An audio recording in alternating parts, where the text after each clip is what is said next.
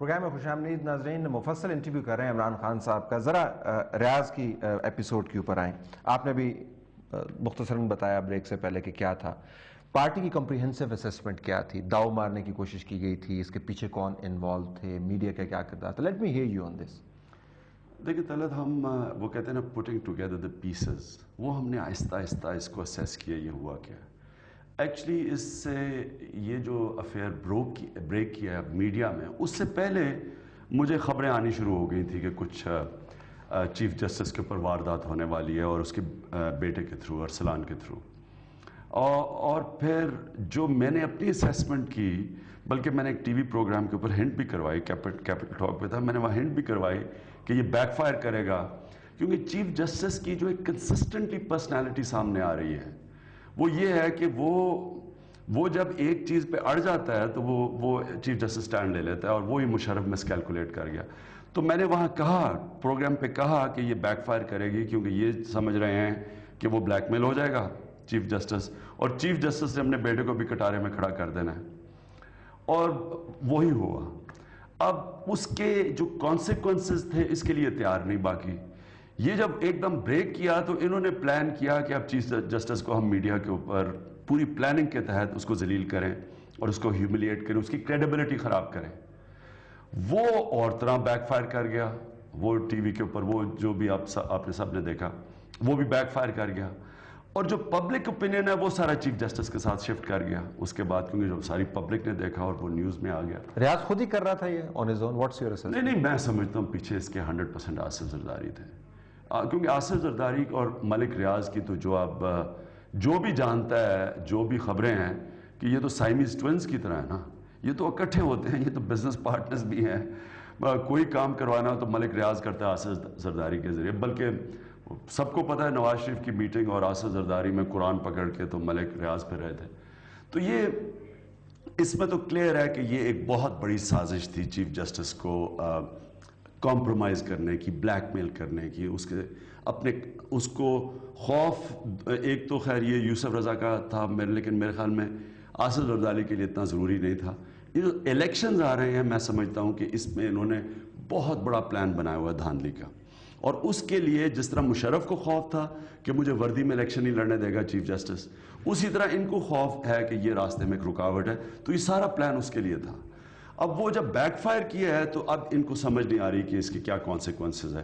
اور میں یہ بھی سمجھتا ہوں کہ یہ چیف جسٹس کو انڈر ایسٹیمیٹ کر گئے ہیں. یہ سمجھتے تھے کہ وہ شاید پیچھے ہٹ جائے اور شاید وہ پھر گو سلو ہو جائے اور کوئی مکا پہ آ جائے جو ہوتا رہا پاکستان. لیکن ہضم کر کے بہت سارے یہ تمام معاملہ، ظاہر ہے 17 رکنی فل کورٹ نے اس کا نوٹس بھی لیا میڈیا والے معاملے کا، اور اس کے اوپر 2 رکنی کمیٹی بنا دی جو ایک انتظامی سائٹ پہ آتی ہے، وہ جوڈیشل سائٹ پہ نہیں آتی. وہ اب ریکمینڈ کرے گی تو پھر انہوں نے فیصلہ کرنا کہ جوڈیشل اس کو.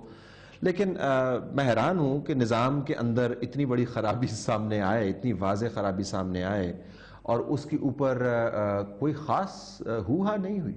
I'm quite surprised. آپ نے اس نظام کے اندر کام کرنا ہے نا. اصل میں مصیبت یہ کہ حمام میں زیادہ تر لوگ ننگے ہیں. اصل میں ملک ریاض نے اس ملک میں ایک ایسا نیٹ ورک بنا لیا ہے کہ جدھر سے تھریٹ ہے اس نے ملک ریاض نے نواز دیا ہے. اس لیے بولنے والا کوئی نہیں ہے. اب میں پولیٹیشنز کا دیکھ رہا ہوں، کتنے پولیٹیشنز نے ملک ریاض کے خلاف سٹیٹمنٹ دی ہے، کتنے پولیٹیکل لیڈرز نے دیے. نون لیگ کے نیچے 1-2 پولیٹیشنز نے دیے ہیں، لیکن لیڈرشپ جو بیٹھی ہے. اور وہ خود کہتا ہے ملک ریاض کہ وہ حمزہ شہباز میرے بیٹے کی طرح ہیں، اور پھر وہ بنی بھی بیٹے کی طرح ہیں، اور پھر آصف زرداری بھی ساتھ ہے، چودھری بھی اس کے بڑے قریب ہیں، جنرل مشرف بھی قریب تھا. تو مجھے جو اصل چیز اگر ملک ریاض ہمارے لیے ایک ملک کا فائدہ کروا جائے کہ کون کون اس کے پے رول پہ ہے، اس سے اتنا فائدہ ہوگا پاکستان کو کہ ہمیں سب کی قیمتوں کا پتہ چل جائے گا کہ کس کی کیا قیمت ہے. اور میڈیا میں خبریں اڑ رہی ہیں، میں نہیں جانتا، کیونکہ جب تک پتہ نہ چلے بولنا نہیں چاہیے کہ کئی نام آ رہے ہیں میڈیا میں. لیکن یہ بھی ہمیں پتہ چل جائے کہ میڈیا میں بھی لوگ ہیں، کون سے لوگ ہیں جن کی کوئی قیمت نہیں ہے اور کس کی کیا قیمت ہے. اور میں سمجھتا ہوں کہ عوام بھی یہاں بیٹھی ہے، ہم پاکستانی عوام کو انڈر ایسٹیمیٹ کرتے ہیں، یہ بھی فیصلے کر رہے ہیں. اور آپ دیکھیں گے کہ اس میں سے یہ کیس رکے گا نہیں، یہ کہیں نہ کہیں اب پہنچے گا. یہ بڑی اچھی امید پر دنیا قائم ہے، لیکن ہم نے جو ماضی میں جو کیسز دیکھے ہیں، میمو گیٹ کمیشن کا فیصلہ آ گیا تفصیل کے ساتھ. 3 رکنی بینچ نے اپنی اسیسمنٹس کر کے ججمنٹ ڈکلیئر کر دی، فائنڈنگز بتا دیں اور بتا دیا کہ پاکستان کے جو سابق امبیسڈر ہیں he was disloyal to Pakistan. He was working for a foreign government. What happened? Nothing happened. نہیں لیکن وہ میمو گیٹ کا تو ابھی یہ تو بہت خوفناک کچھ بھی نہیں ہوا. لیکن طلعت یہ تو ایک اتنا بڑا یہ ججمنٹ آئی اور یہ بڑا میرے خیال میں پاکستان میں اتنی مضبوط جوڈیشل کمیشن نہیں تھی جو میمو گیٹ میں بیٹھی ہے، جو سپریم کورٹ نے بٹھائی تھی. اب ان کا جو یہ جو رزلٹ لے کے آئیں گے تو ڈائریکٹلی آصف زرداری امپلیکیٹڈ ہے اس میں، یعنی کہ اور یہ اب آگے جائے گی. میں نہیں سمجھتا یہ بات رکے گی. لیکن کمیشن نے ویسے آصف زرداری صاحب کا لنک اس میں نہیں بتایا. انہوں نے کہا جی جو شواہد ہمارے سامنے آئے ہیں اس کے مطابق آصف زرداری صاحب کا ایسا کوئی تعلق، کمیشن کی اپنی فائنڈنگ. لیکن حسین حقانی کو آصف زرداری نے امبیسڈر بنایا، اپوائنٹمنٹ کے اوپر انہوں نے بات کی اور سب کو پتا تھا کہ حسین حقانی ڈائریکٹلی آصف زرداری سے بات کرتے تھے.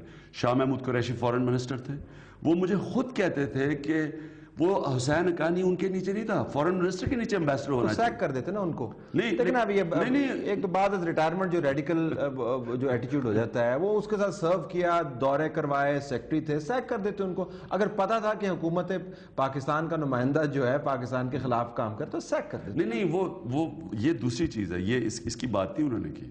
انہوں نے صرف یہ بات کہی، شاہ محمود یہ نہیں کہا انہیں پتا تھا میمو گیٹ کا. انہوں نے ایک بات کہی کہ حسین حقانی ڈائریکٹلی آصف زرداری کو رپورٹ کرتے تھے، فورن منسٹر کو نہیں کرتے تھے.